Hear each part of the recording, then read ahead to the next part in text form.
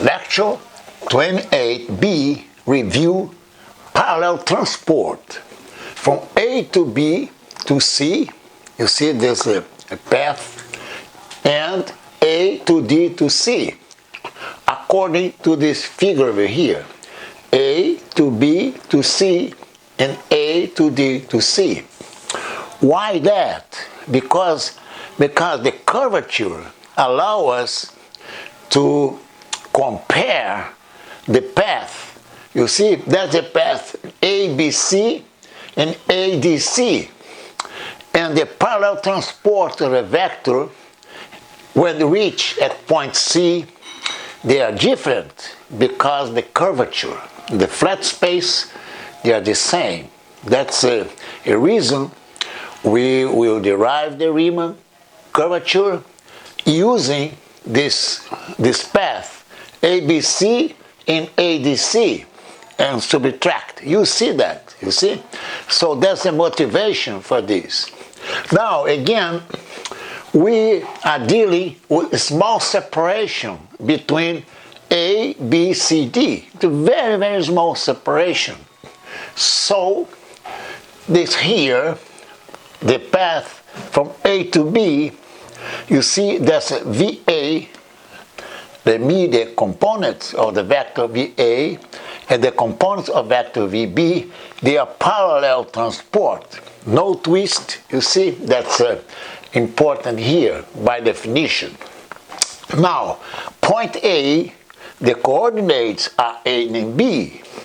Point B, you see, it remains the coordinate B, okay, fixed, and then you are allowed to change only these coordinates over here.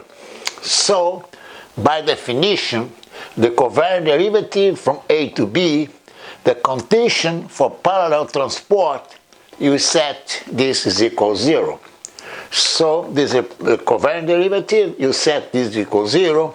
Now, what is the very, very, very crucial point? You see, there's a small separation allow us to approximate this vector V here as the vector V at A. You see, these are ordinary differential equations. You see, then we need, okay, that's I call this a transient condition. That's why we must know the initial condition VA. You see, so this I can approximate this V nu here, okay, as V at point A, which is given. You see, so this is a differential of V mu, okay. Attention now, mu could be 1 and 2, okay, if we have a curve on a manifold, and then we can integrate, okay. Remember that this here, since we have a small separation as hypothesis, this could be set is equal to V at point A, which must be given, you see, because this is an initial condition problem, initial condition. Now I can integrate between A and B. You see, this is a differential of dV. The integral will be VB minus VA. Okay, those are the components mu. And this is minus, you see, this is V nu. This comes from the previous lecture, okay?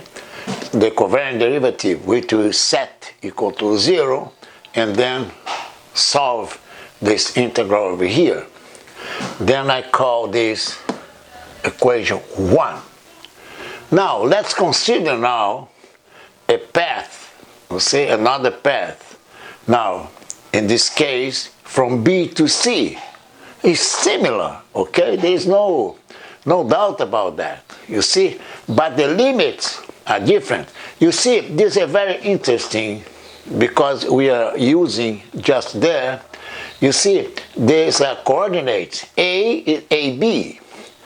point B, you see, you remain B as fixed. So A to B, you see, is A plus delta x1 and B.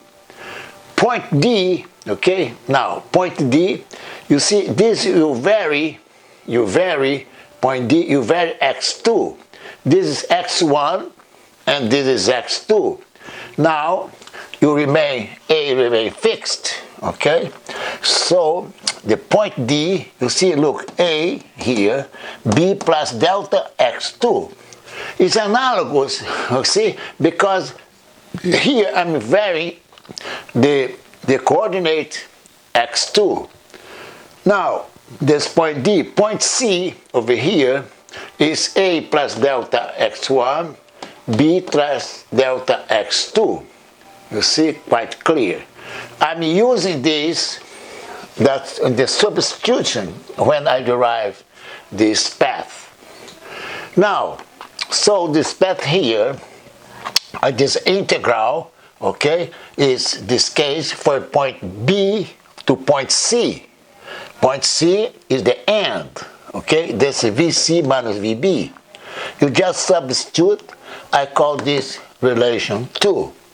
You see, look, the integral here, A plus delta x1 remain fixed. You see, I just vary B here, okay, B plus the delta x2, because the integral, okay, is involves dx2, okay?